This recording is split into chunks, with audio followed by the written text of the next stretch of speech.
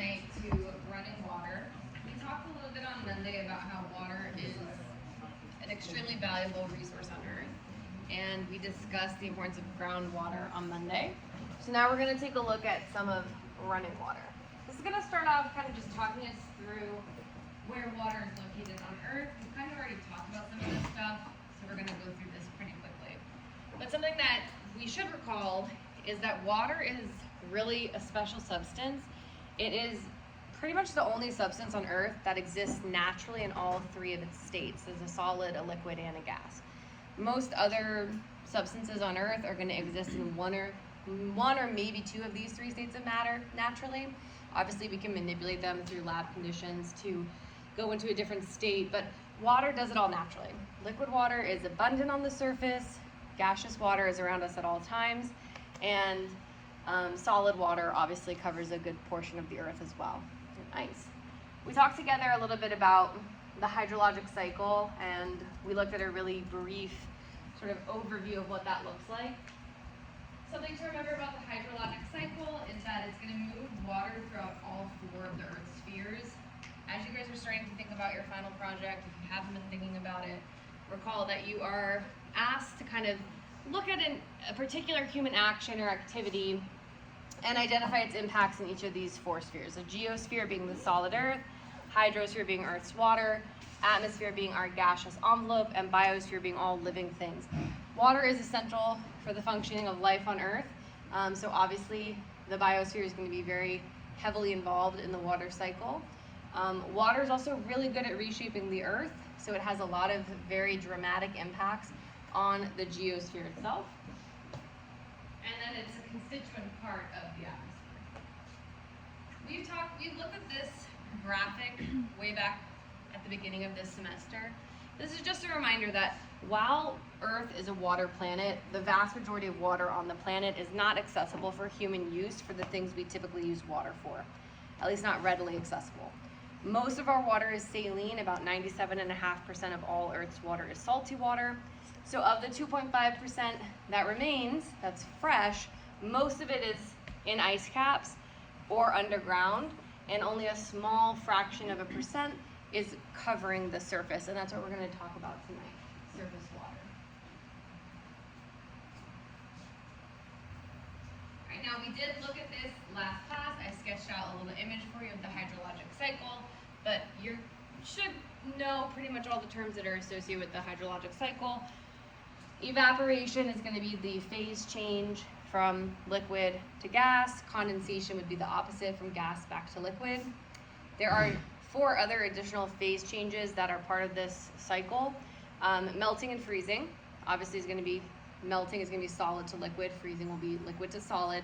And then there's another transition from gas directly to solid and solid directly to gas. And the name for those processes are deposition and sublimation respectively. So if you have, for example, if you went out the other morning, I personally had frost on my windshield. Did you guys have it? We're getting there. If you haven't yet, you're going to probably soon, but if you've lived in New Jersey long enough, you know that a lot of times in the winter you'll go out and you'll have ice on your windshield, even though it hasn't rained or snowed the night before. And what's happening there is that the temperatures are cold enough that when the dew point is reached, meaning that the air drops to a temperature so cold it can no longer hold the moisture that's in the air, it's below freezing. So instead of that moisture condensing as droplets, as dew onto your windshield, it just crystallizes as ice, and the process is called deposition. The opposite is called sublimation. It can happen with liquid, well, with frozen water, regular ice. You see it more commonly with dry ice. So if you ever, like, especially at Halloween, seen like a chunk of dry ice, it's a solid block, you throw it into some water, you just leave it on the table and it starts to emit all of this smoke. And that's just the process of sublimation, going from that solid directly to the gaseous form without passing it through the liquid form. So water in the water cycle goes through all of those phase changes. It also is going to move through precipitation, which we talked about briefly, the 5 types of precip. We get all of them in New Jersey. And then when it falls to the ground, it's going to, like we said, either run off the surface or infiltrate into the ground, after which point it will percolate through the subsurface. So all those terms. Now, the one that we didn't really mention directly last class is this one, transpiration. So transpiration is evaporation that occurs directly from the leaves of plants. So when plants undergo photosynthesis, they produce water as a waste product, and sometimes they have more water than they need. So they release this water just like we would sweat out excess water. They release it through openings on their leaves called stomata. So they open these up, and then evaporation of that water can occur. If it's occurring directly from a leaf of a plant, it's called transpiration. But overall, it's the same general process. When we're looking at the balance of the water cycle, we want to say globally it's balanced. So however much rainfall there is, there's going to be an equal amount of water being put back into the atmosphere. And we combine the rates of evaporation and transpiration together and just think of them as one collective process called evapotranspiration. So if you don't know that term, you're going to want to commit that one to memory as well. The rest I think you'll probably have already been familiarized with. All right, we also talked a little bit about this. When rain does fall to Earth's surface, what's going to determine if it runs off or if it seeps into the ground? How fast and how hard the rain falls is going to matter. Is it a light misting or is it an intense downpour? It takes time for the soil to absorb water. So if you have like a ton of rain just being unleashed in a short amount of time, a lot of it's going to run off because it just doesn't have time to soak in.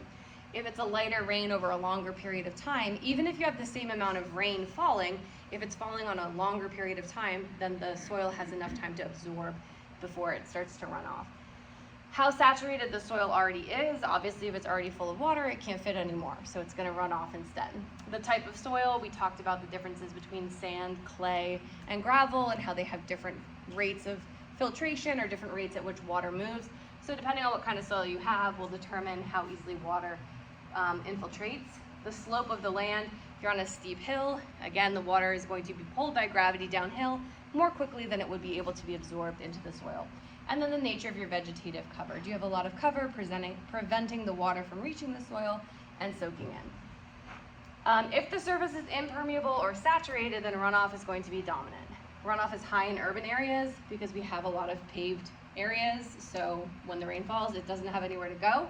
It can't permeate through blacktop, so it runs off. And then, we install storm drains to collect it so it doesn't stay in the middle of our cities. If you've ever lived in a town that has not the best design, I know I used to work in a town and for some reason there was this one intersection and the storm drain was there was a little bit of a sloping hill, and if this was the bottom of the hill, the storm drain was right here. So every time it rained, a ton of water would collect there. Why wouldn't you just put it at the bottom of the hill? Why would you put it over here? It made no sense.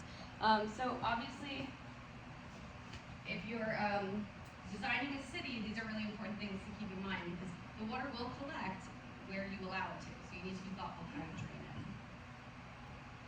Also been watching a lot of It lately, the show It, the new one. So anytime I see storm drains recently, I'm like, why are these so big? And in the movie, the whole kid just fits through the whole thing. I'm like, this isn't big.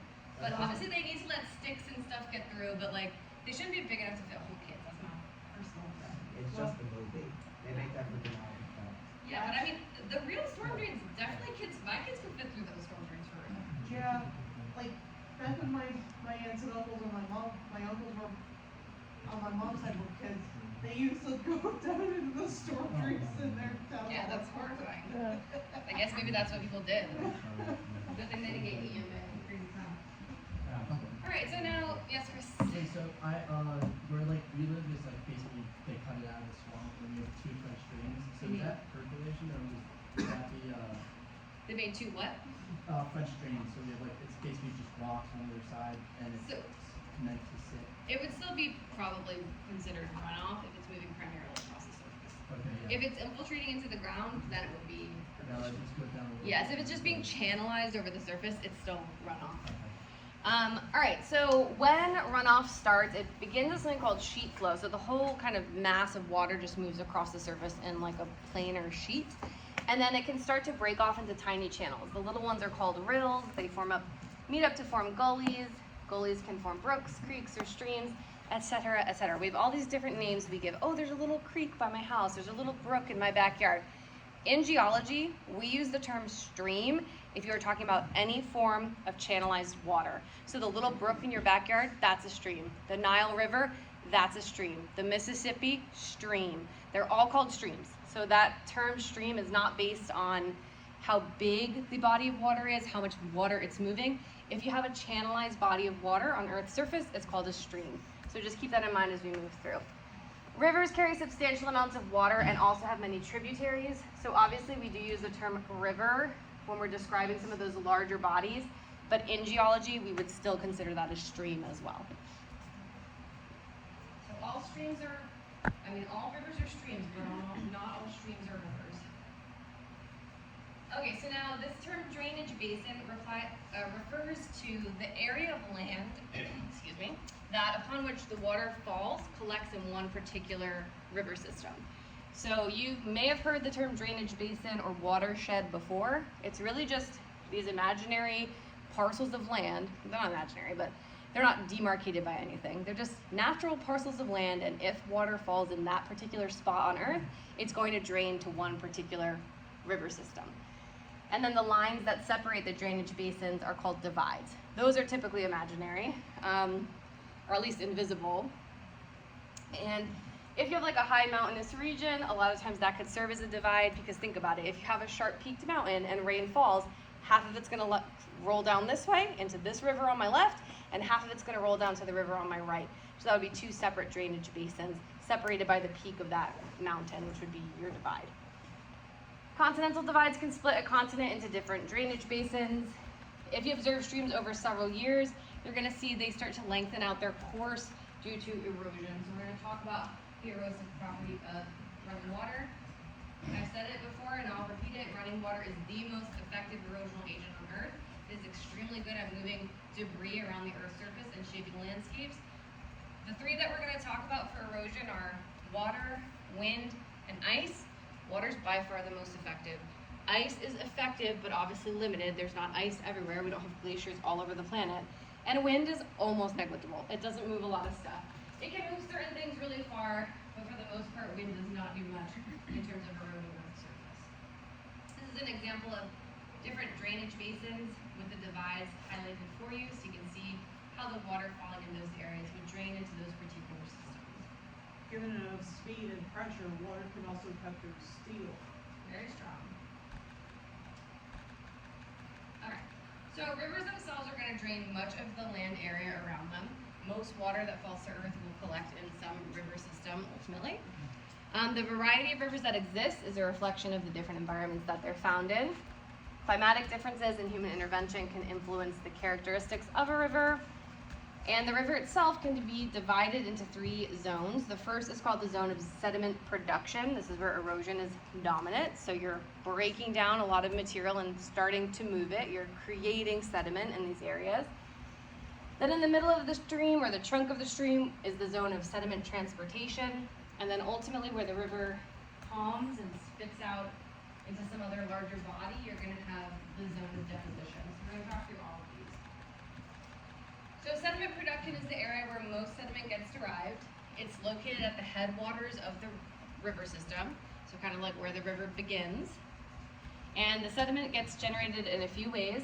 Bedrock can get broken down into smaller pieces. The banks of the river can erode and it can widen out the channel. And you can have scouring of the channel bed. So as the river moves, it's dragging all this stuff along with it. It's gonna scrape along the bottom and it's gonna start to pulverize rock in that area as well.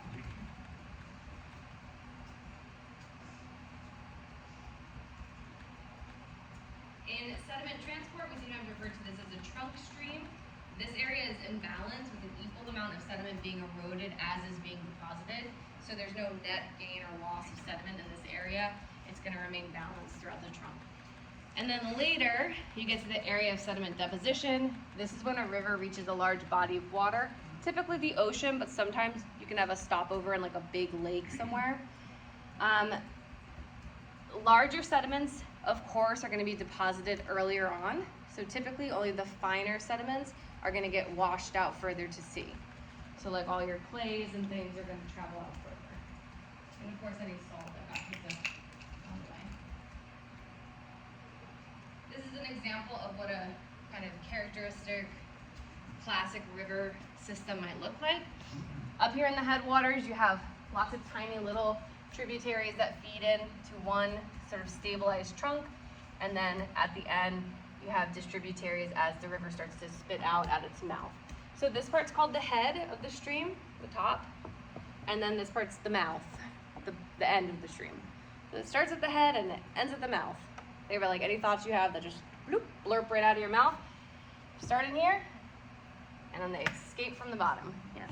A long time ago, when I was on a field trip, to the Appalachian Mountains, like in the Delaware Water Gap, my biology teacher over there mentioned to us that the reason the ocean is so salty is because a lot of the water that runs through the mountain range ends up in the ocean, and a lot of that has like sodium deposits in it, which ultimately creates the salt water in the ocean. Yeah, so as rivers run across land, they're picking up all sorts of ions and things from dissolved particles, and then they're going to add that salinity to the sea.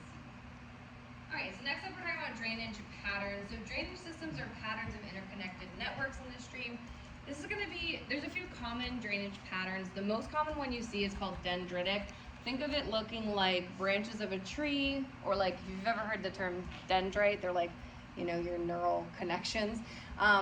So they branch out in that same way. If you've ever seen pictures of like neurons branching out, it just means branching basically. And then this is when you have a uniform underlying material. So the river's just going to kind of cut randomly. It's going to find the path of least resistance, but it's not going to have one advantage over another. So the patterns are kind of random and just branch out. A radial drainage pattern is going to form if you have some sort of cone or dome, because as it falls, it's going to go on all sides of that dome. And we'll look at pictures in a minute.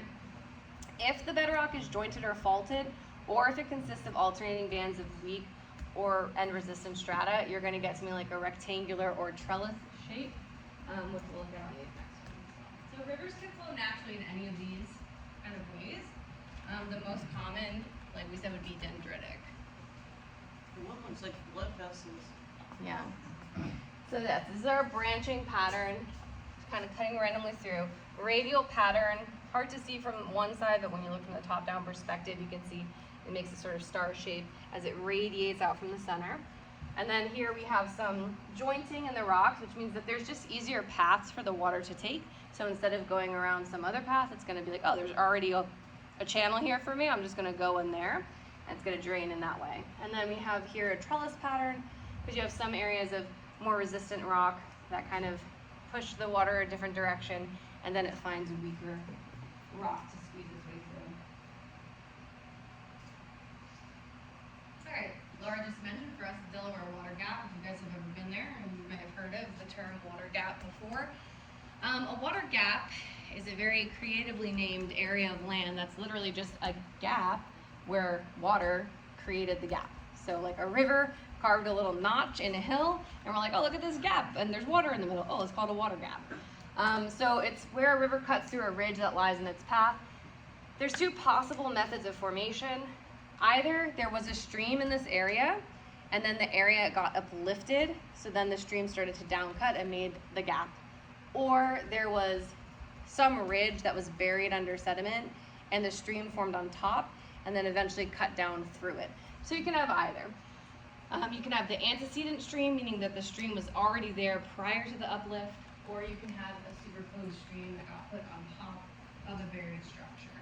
And this is an example of a superposed stream creating a water gap. This is in the Wyoming Sheep's Mountain. So you can see there's a beautiful anticline right here, some folded sedimentary strata, which hopefully we recognize from a couple weeks ago. As this river starts to cut through this area, it's going to erode some of this material away. And then once it gets to this harder, more resistant rock bed, it's going to be harder for the stream to cut. So instead of cutting all side to side, it's going to focus that energy down cutting and then make this little notch or gap in the ridge.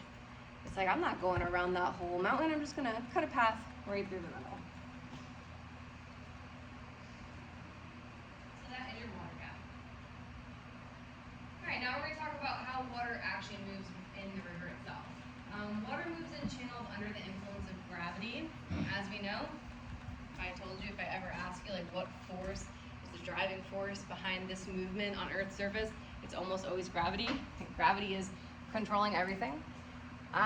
Water slowly flows in a nearly straight path in what we call laminar flow. So if you've ever been standing on the banks of a river and you're looking out at the river and the water appears very calm, almost still, you might be looking at a river that's experiencing laminar flow, where it's kind of hard to actually discern that the water's even moving because it's moving so uniformly that you can't actually see that it's moving at all.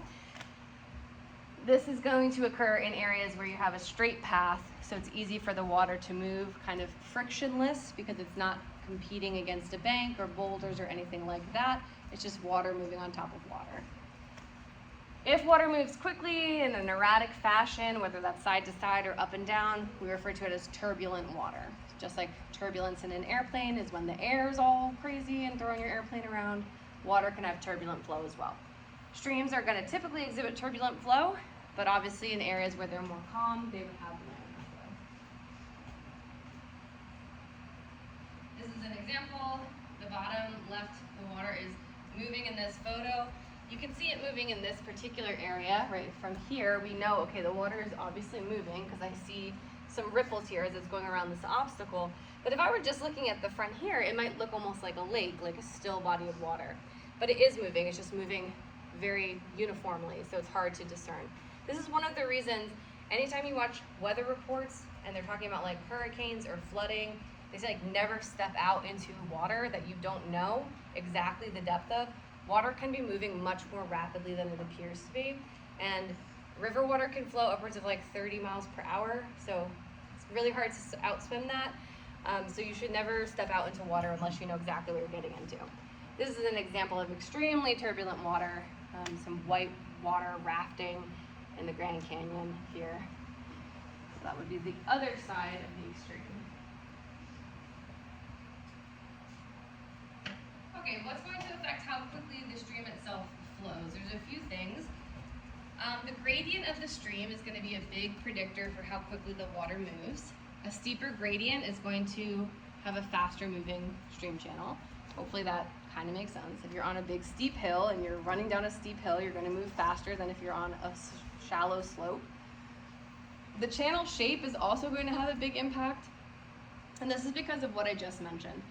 Water itself, when it's kind of like flowing along above other water, it's in this almost frictionless environment. It's very easy to move.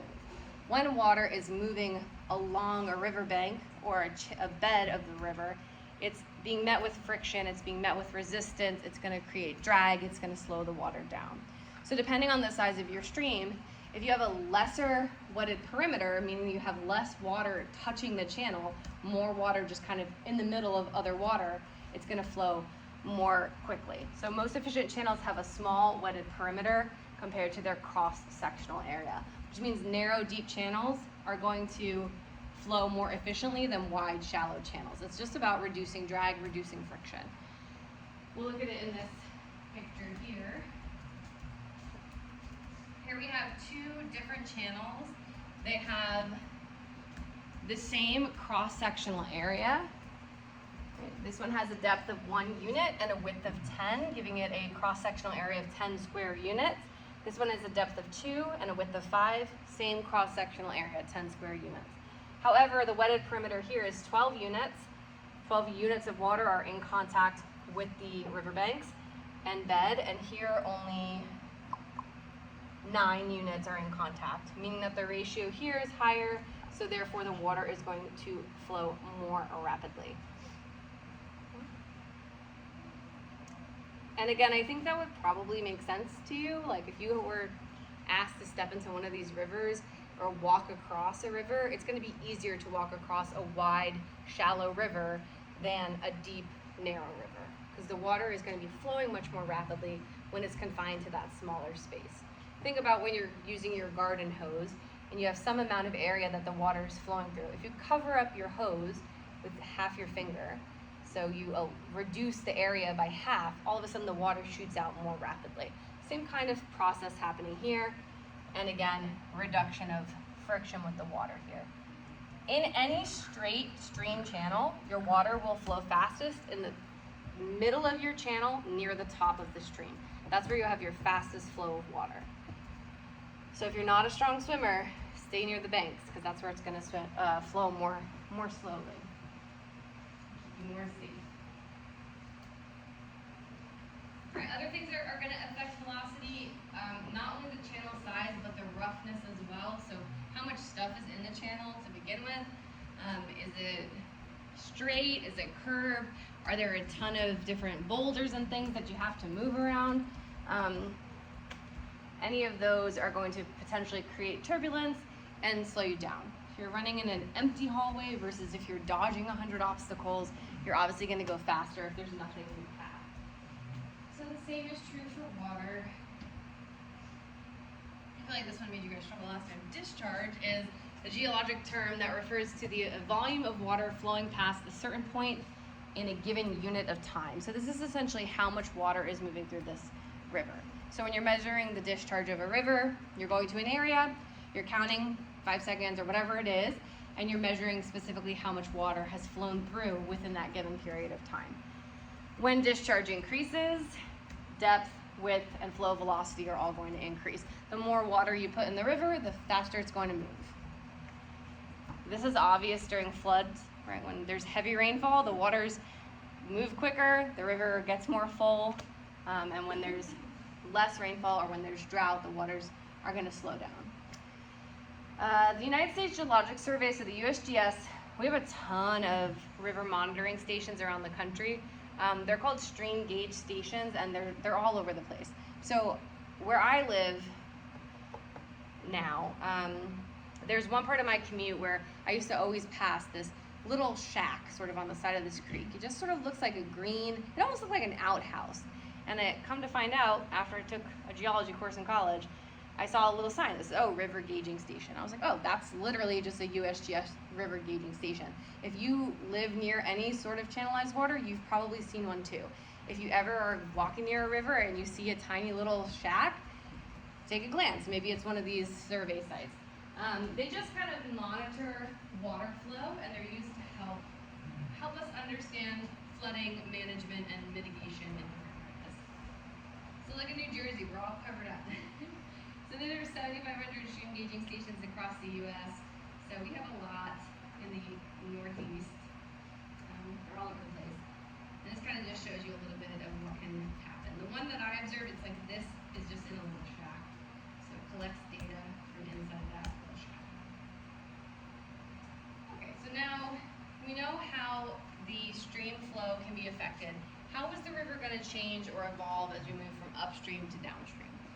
A longitudinal profile is going to be the cross-sectional view, so looking at the side view of the river, the headwaters are the source, the mouth is where the stream spits into something more open.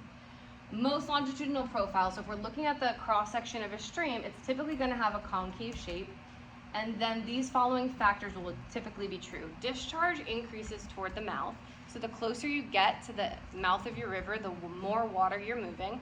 This a lot of times is due to tributaries adding into your river. Channel size and velocity also increase. The river gets bigger because there's more water, so we just talked about that. The slope does tend to decrease, but the volume of the water increases. So we said a few different factors affect how fast water moves. We said the steeper the slope, the faster it moves. The more water you have, the faster it moves. The smoother the channel, the faster it moves. So now when it comes to a longitudinal profile of a stream, you might think, oh, because the stream is very steep at the headwaters, it's going to move the fastest there. However, typically streams have increased velocity towards their mouth because yes, even though it should be slower because the slope is reduced, these other factors, the increase in the amount of water and the increase in channel size, actually cause it to move more rapidly at the mouth than it would at the head.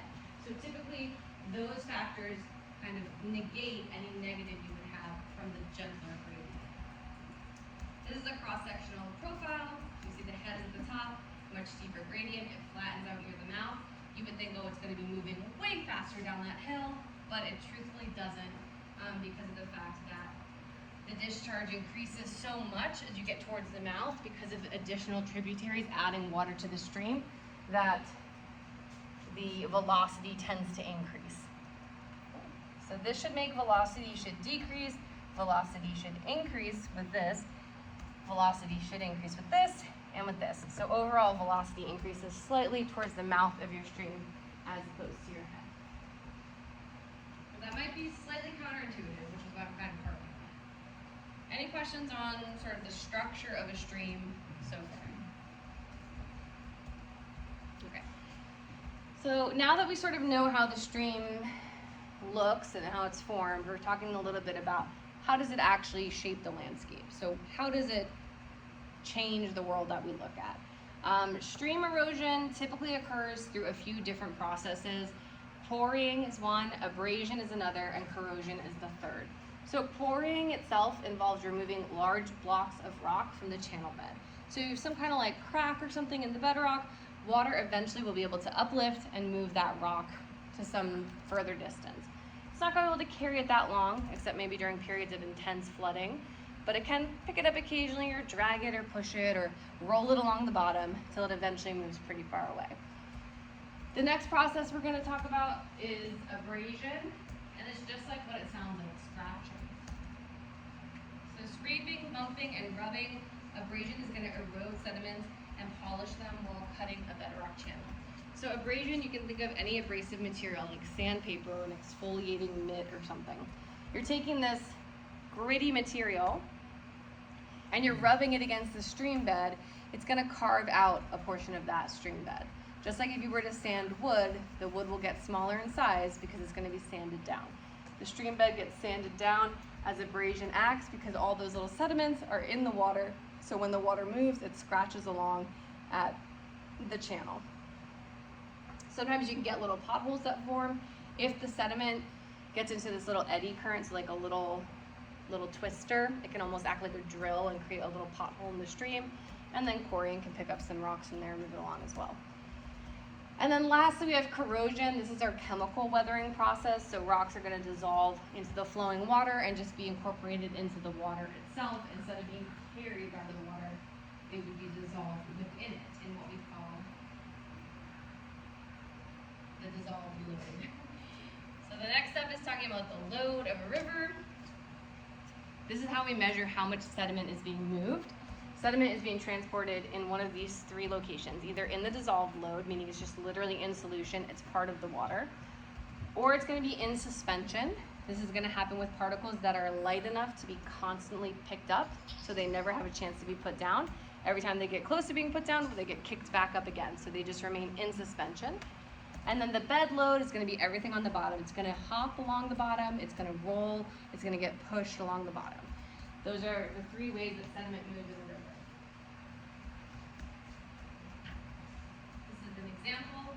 In the dissolved load, you're going to obviously have invisible sediment. Ions are things that are dissolved directly into the water. The suspended load is going to include things like silt and clay. And then along the bottom in the bed load, we're going to have several processes like rolling, flipping, sliding, or this process of saltation, which means bouncing. If you speak Spanish, you probably recognize the root of that word. Saltar is jump in Spanish, right? So saltation is like jumping along the bottom.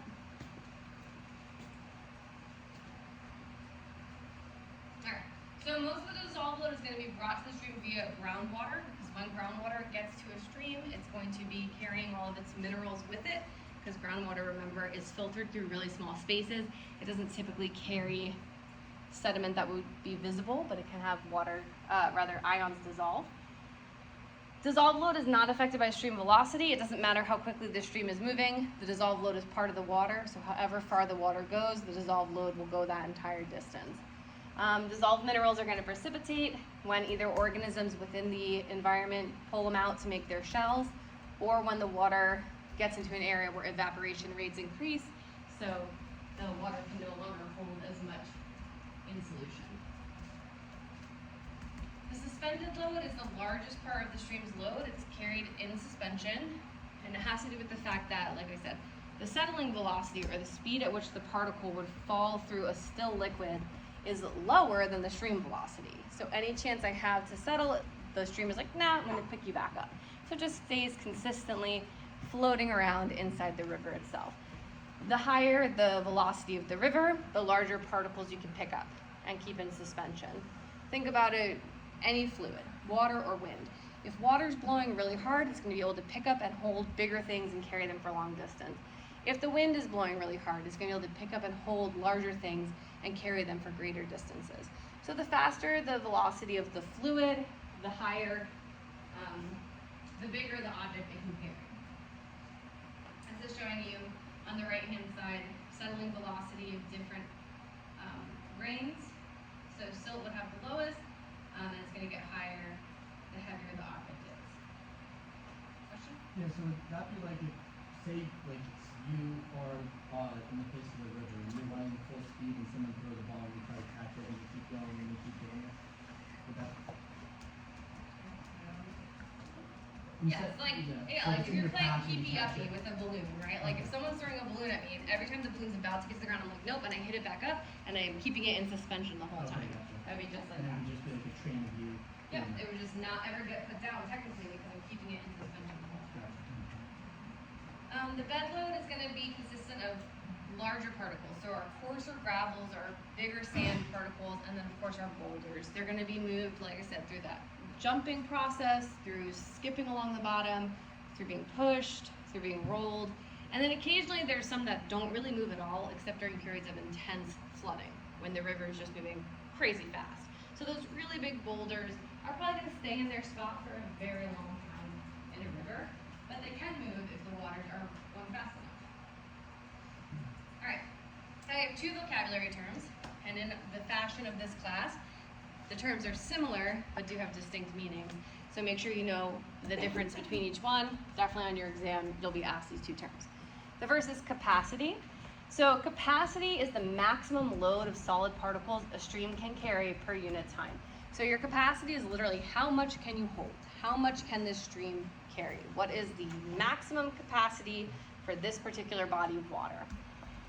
The greater the discharge, the greater the capacity. The more running water you have, the more stuff you can carry. So you just have more power, so you're able to hold more things.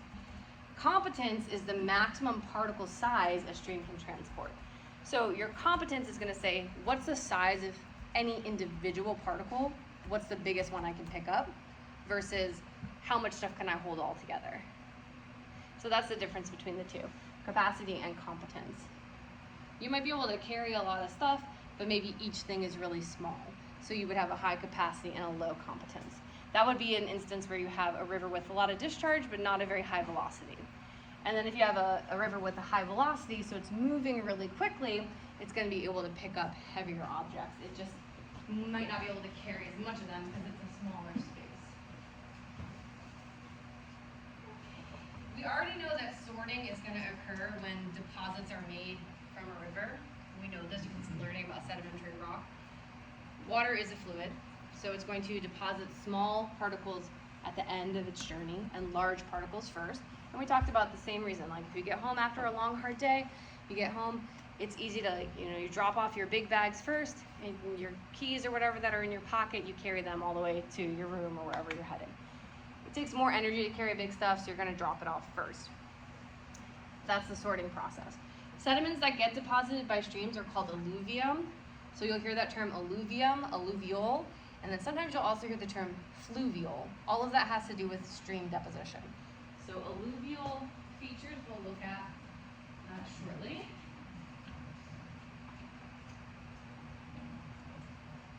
All right, so this next section is going to talk to us a little bit about the different types of channels that we might see. And I don't think I'm going to be testing you too much on this. This is just a little more background in general for you. Bedrock channels are going to be cut into underlying strata. So they're going to be cut right into the bedrock itself. Typically this is going to be in the headwater where the streams are really steep. So they have a lot of ability to downcut and erode deep into land. They're going to have a turbulent flow. They're going to be able to actively break down rock really easily because they're like picking up all these big pieces. They're moving really fast, and they're just kind of breaking down rock as they go. Steps and pools can be common features of bedrock channels. The channel pattern itself is going to be controlled by the underlying geology like we already looked at for drainage patterns. Alluvial channels are going to form in sediment-free when the water gets out of the headwater regions and it starts to move across some other form of plain, it's essentially moving through sediment that was already put down by something else. This is going to create like a lot of the river systems that you maybe characteristically think of as a river system. The area around the river is known as a floodplain. The channels themselves are going to change shape as the material gets eroded and transported away. The channel shape is going to be affected by the average size of the sediment, the gradient, and the discharge in this area. Channel patterns are going to reflect the stream's ability to transport the load at a uniform rate while using the least amount of energy. So in these instances, they're going to be kind of random, but the channel is going to cut whatever's the easiest path for it. So it's going to be kind of left to chance in some instances. Alright, so one type of alluvial channel that we're going to look at tonight, and you will see in your lab, is called a meandering channel. So that term meander, it means to kind of like wander around without a clear purpose of where you're going. So if you walk in a meandering way, you're kind of just like, oh, walking around, zigzagging, checking out different areas. And that's what a meandering stream pretty much looks like. When a river is elevated, it's going to focus all of its erosional force down. It's going to downcut into land. Once it hits a level where it no longer needs to downcut, so it's near its base level, it's going to start to exert that energy side to side, and it's going to cut laterally. And when it does that, it's going to form these loopy bends in the river. Those are called meanders. So the river is going to start to follow a path like this. I don't know why I trusted that marker. Should know better than that.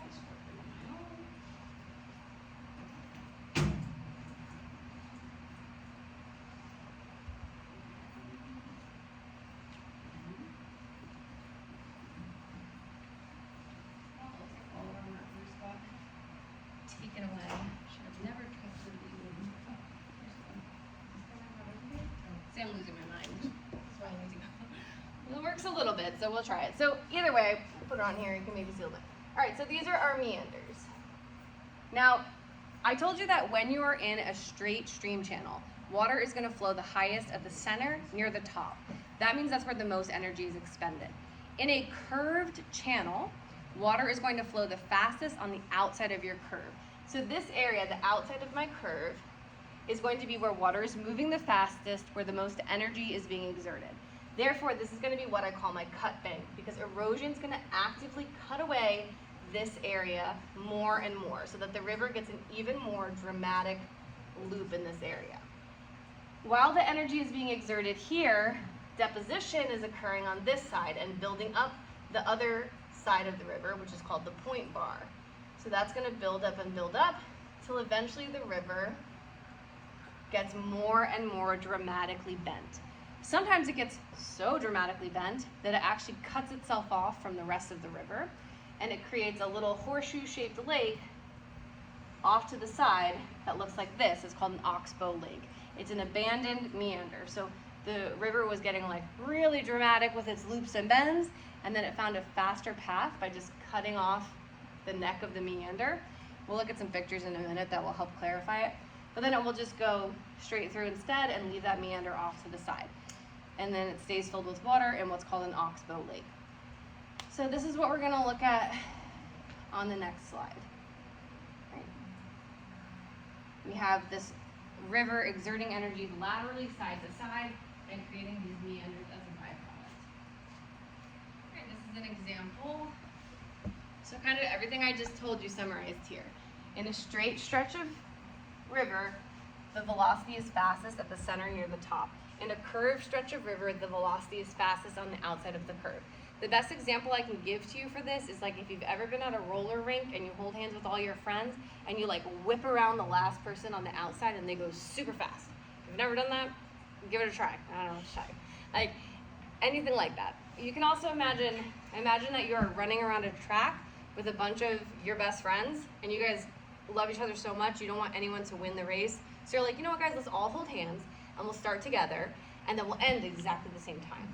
Now if you do that, the person in the middle of the track is going to have to run slower because they're going to be covering significantly less distance than the person on the outside of the track.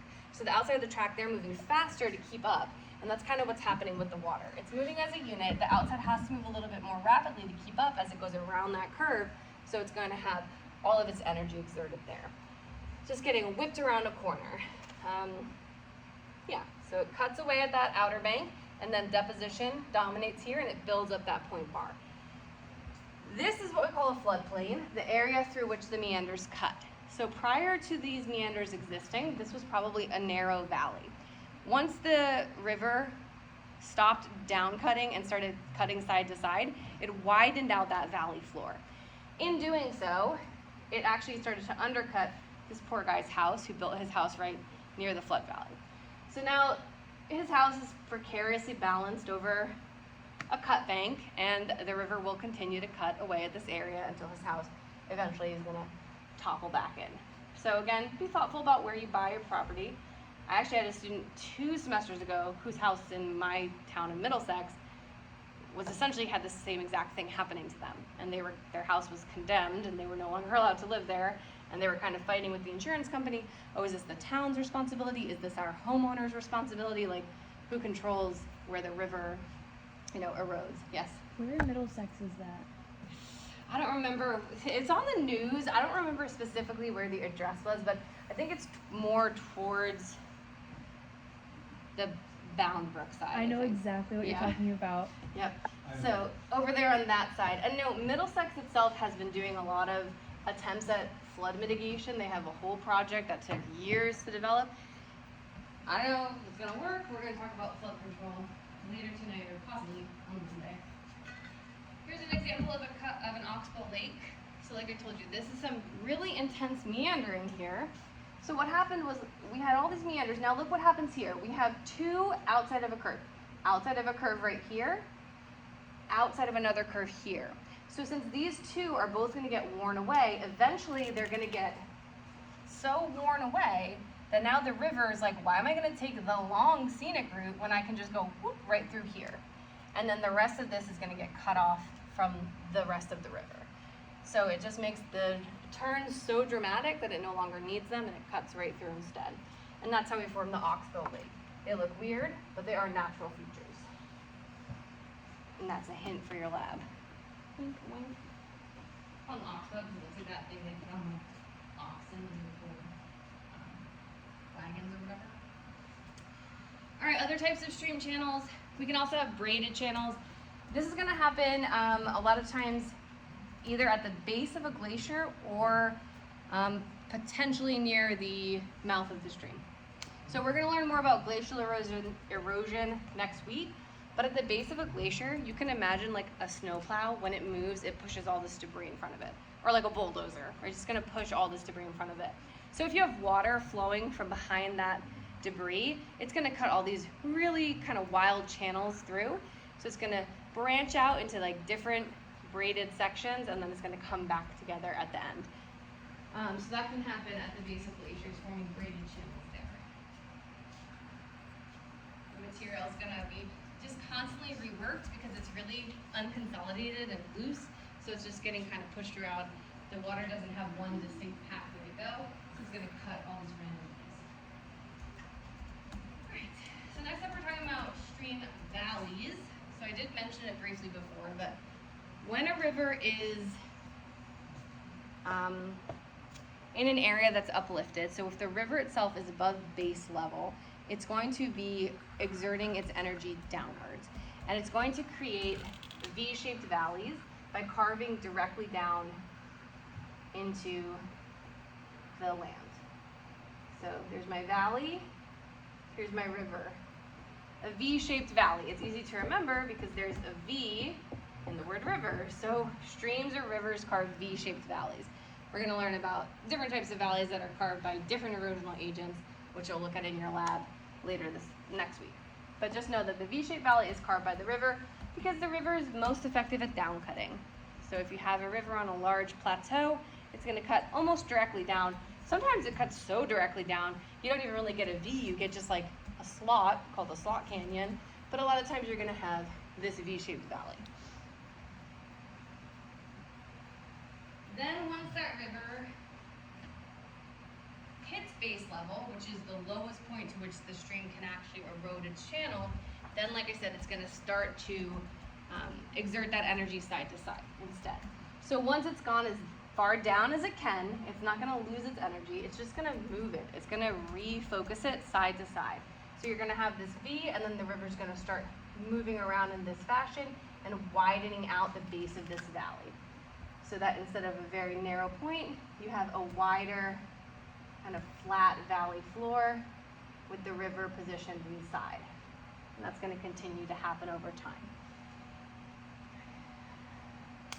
Ultimately, base level is going to be sea level, but certain areas can have a temporary base level. A lot of times, like I said, a large lake could serve as like a stopover point where it prevents the stream from down cutting.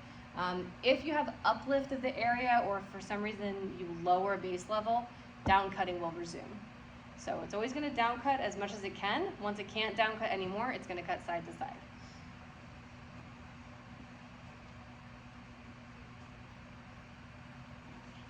This is an example of how building a dam could form a new base level that's going to change the profile of your original stream.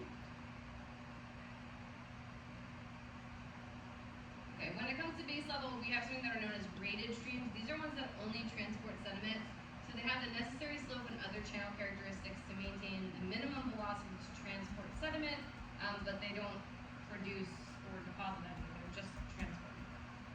So you can think about displacement by a fault along a graded stream. This is how we're going to form nick points and eventually waterfalls. This is what it looks like. I feel like it's going to be easier to just show you the picture and try to talk you through the process. So here we have a stream. It's not down cutting anymore, it's just chilling, just transporting some sediment. And then all of a sudden, this area is going to be uplifted because of this fault that's occurring here, normal fault. So truthfully, actually, this area got put down. But regardless, if you move base level down, then this area is uplifted relatively.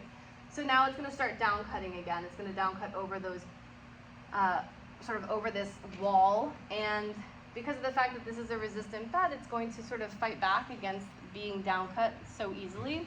So it's going to create a cliff where the water just falls off the edge, and that's going to be your waterfall. And then eventually, it's going to kind of back cut, and the waterfall is going to move in this direction over a long time until it's going to get back to what it was before. It's going to take some time. It's going to down cut again, it'll widen out again, and we'll get back to what we had previously. Well, this is a long chapter, so there are lots of conversation. Okay. Steep gradients and channels far above base level lead to down cutting. Said it a bunch of times. Things that you're going to find in these areas are going to be waterfalls and rapids. These are going to be most common in the V-shaped valleys. You're going to have turbulent flow of water. Here's an image of a V-shaped valley carved by the Yellowstone River. So again, you can see it has steep valley sides and a narrow base. And that's how you determine it to be a V-shaped valley. This is just showing us the Niagara Falls. There's some stuff about that you can let me know. Alright, so once the stream approaches a graded condition, the shape changes to that meandering pattern we talked about. Down cutting is less dominant. You're going to widen out the valley floor. Erosion is still going to occur. It's just going to occur side to side. So what it's going to do is kind of carve out or widen out that base of the valley, and it creates an area called the floodplain. The floodplain is the area of land that gets inundated with water whenever there's a flood. So the floodplain is actually in and of itself a flood control measure, because if a flood occurs, the floodplain is designed to absorb that water and then reintegrate it back into the river. However, if we build on a floodplain, when it floods, our house will get flooded. This is literally what it does. It's made to flood. It's just the area all around the river itself. Erosional floodplains are ones that are being formed. Depositional floodplains are going to be produced when you have some sort of change in base level. So this is what they look like. Start with that narrow V-shaped valley, get that side-to-side erosion. Over time, you have this well-developed floodplain.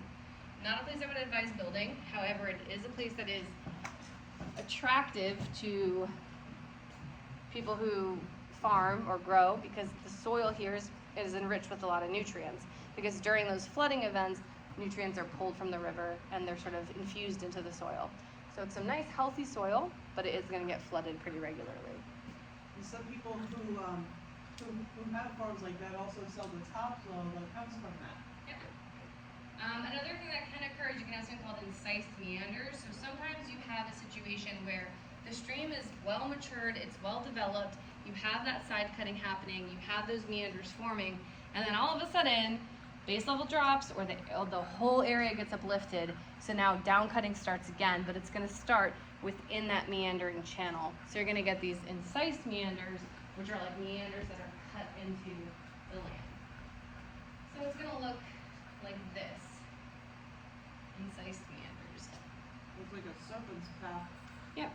So they were already starting to curve, and then the Colorado Plateau.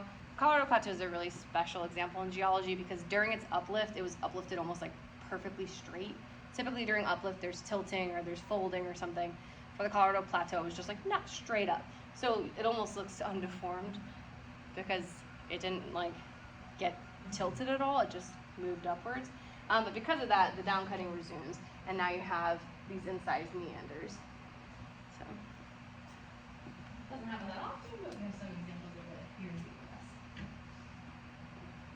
Alright, and then this is going to talk to us a little bit about terraces. So terraces are going to occur when you have essentially these drops, which means that down cutting kind of resume in areas that were previously experiencing valley widening. So as such, it's going to like widen out a certain amount, and then it drops a little and it re-widens it out. So you end up with these sort of like stair steps or terraces that form like we see here. And the river used to be up here and it started to wide out the valley, base level drops, so then it started to move down a step and then continue to widen out the valley, and so on and so forth. So you get these terraces that form along the edges of your valleys.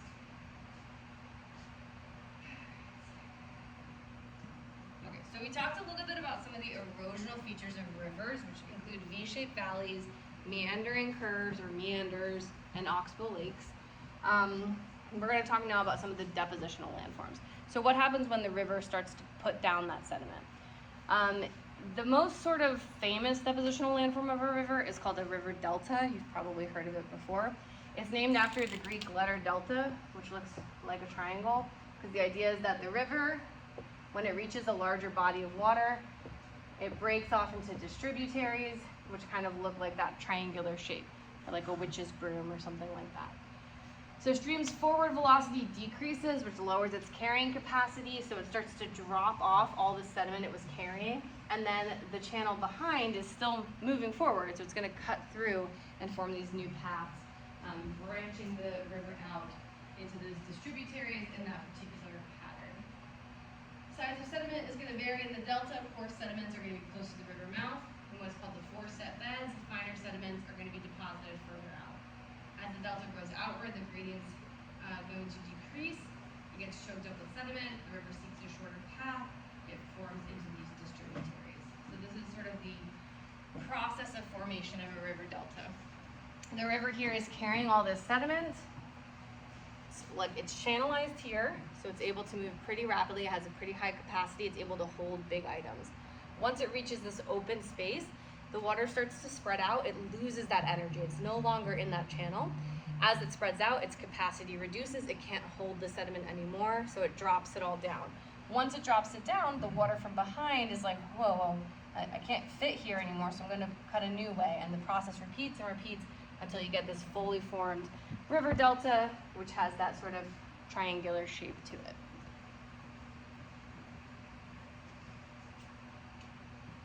I'm not going to go too much of the Mississippi. Another depositional landform that can occur, and you're going to look at all of these in your lab next week, are natural levees. This word is pronounced levee.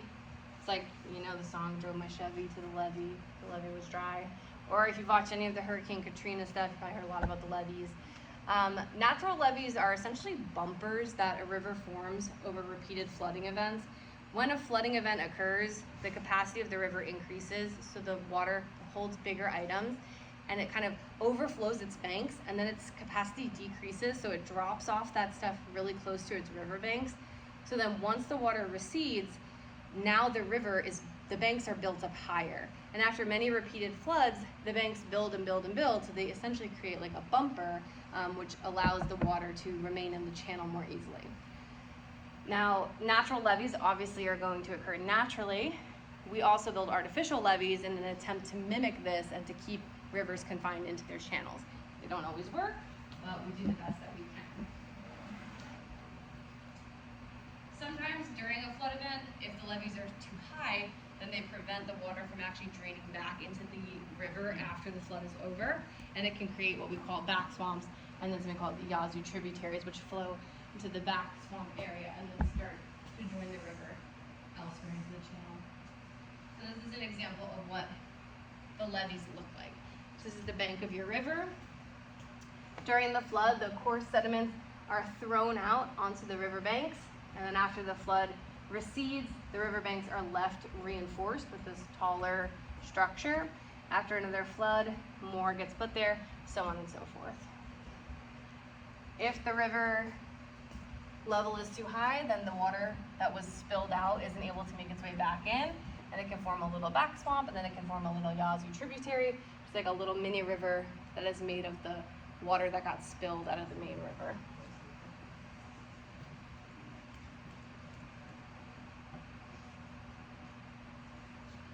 All right, then another depositional landform that we have are called alluvial fans. So alluvial fans, very similar to how a delta forms, with the exception that you're not going to have continuous water flowing through the backside. So it's just going to be when you have channelized water that's carrying a lot of sediment, opens out into a flat plain where all of the water disperses, loses energy, and drops off that sediment. So typically this is going to occur in like a mountainous area where water falls somewhere in the mountains, and then it flows down a valley between two mountains, and when it reaches the base, it spreads out and it drops off all of its sediment in this fan-shaped pattern that we call an alluvial fan. So that's what it looks like. It happens a lot in areas where there's not continuous flowing river here, but just like some water, some like ephemeral stream, some amount of water collected, channelized, and then brought that sediment into that new location. So you'll see this like in desert areas. Most prevalent in arid climates, that's desert areas. Obviously, we don't have a lot of rivers in the desert, so when they do form, they don't tend to stick around. They form for a little bit, and then they leave.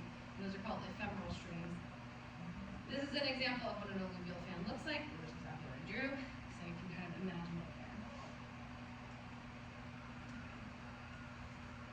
Let me see where we're at for this.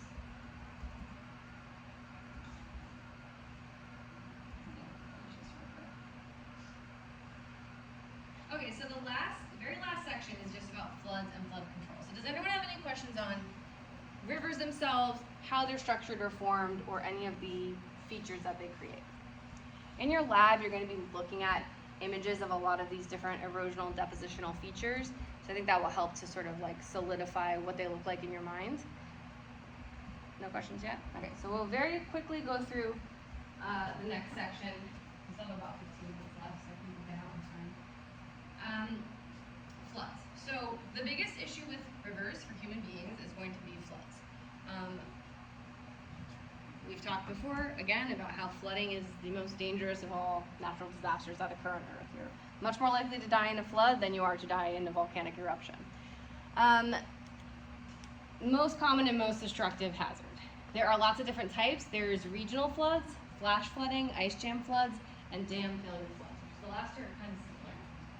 So we're going to take a look at what these look like.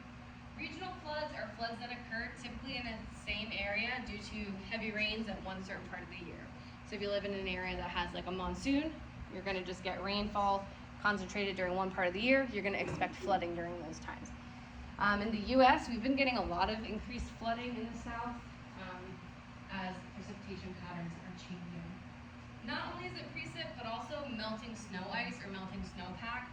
That can also lead to flooding regionally in particular areas of the United States and around the world.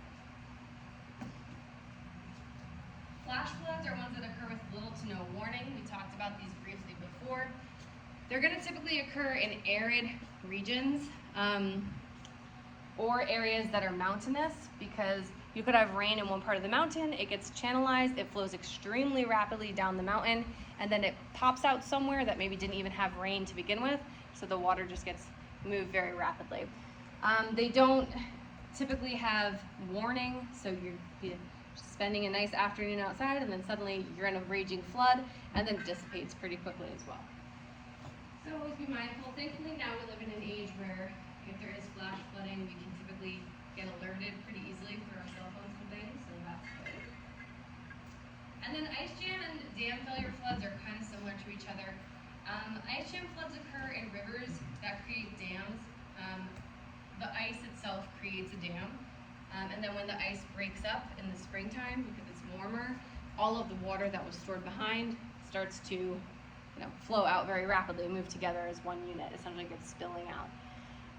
Dam failure floods are pretty much the same. Dams are designed to hold back water into a reservoir that we can then tap into as needed. If the dam breaks, all the water that was being stored gets released at once, and that's problematic. If you've ever seen Frozen 2, you know what happens. They knock the dam over, all the water rushes out at once. So that's my pop culture reference. I don't know how many Disney things we have, but that would be one you could look at. And it's going to come really quickly. It's going to just move down the river, and then eventually it will settle out, but it will happen very quickly. All right, something else that you may have heard sometimes on weather reports, you'll hear these terms like, oh, it was a 25-year flood, or it was the 100-year flood. And you're like, okay, so we have a flood every 100 years. That's not really what that means. Those flood recurrent intervals are just an estimate of how likely it is that a certain flood would occur in any given year. So a 25-year event is much smaller, but 4 times more likely to occur than a 100-year flood. A 100-year flood means that there's a 1% probability in any given year for us to get a flood that big. So if we get like a humongous flood we've never seen before, they're like, oh, this is the 1,000-year flood. We only get one of these every 1,000 years. It doesn't actually mean we get one every 1,000 years. It just means the likelihood of us getting it is very low. So that's just what that means. Like most data in geology, you need to collect 20 to 30 years worth of data prior to being able to establish a baseline for any given stream. So if you want to measure flood recurrent intervals, you don't know unless you've been looking at and studying that stream on the order of 30 years. When we learn about climate change, we're going to learn that's the magic number 2. Climate is measured over at least 30 years worth of data. So one unseasonably hot year, one unseasonably high flood, that's not enough to say that this river system has changed. That's not enough to say our climate has changed. You need to see continuous change that's replicated over many years in many, many data points. All right, now when it comes to flood control, there's a lot of things that we try to do. Some of it we're pretty good at, some of it we're not good at. Artificial levees is our most commonly used stream containment structures. Sometimes we just like lay out sandbags, other times we build up actual concrete structures, but they don't really work that well in flooding. They tend to fail. Sometimes when there are really high levels, we might start to like open the levees similar to like a dam control and let some of the water out a little bit at a time instead of it completely breaching the levees. Channelization is another method that we attempt, which is where we try to change the direction of stream flow by just like rechanneling it into where we want it to go. So we might try to dig a stream a different direction or dig a steeper path to kind of divert the water in that direction. Doesn't always work, and also can accelerate erosion, because if we're making steeper paths, it's going to allow for the erosion to kickstart back up again. We can try flood control dams, which is when we build dams and then, like I said, release the water a little bit at a time. Dams are extremely environmentally destructive. They're really not good for aquatic ecosystems, and then when they fail, obviously it's really problematic. So as is always true, the non-structural approach is the best. Don't build your house near a river. Like, don't build your house in a floodplain. Don't build your house right on a cut bank. Like, the river is going to do what it's going to do. Rivers are going to flood. Rivers are going to destroy land. They're going to cut it away. That's literally the only thing they do. So if you want to not deal with floods, don't live in an area that floods. Is pretty much the best approach. Obviously hard to do in this day and age, but that is the best approach.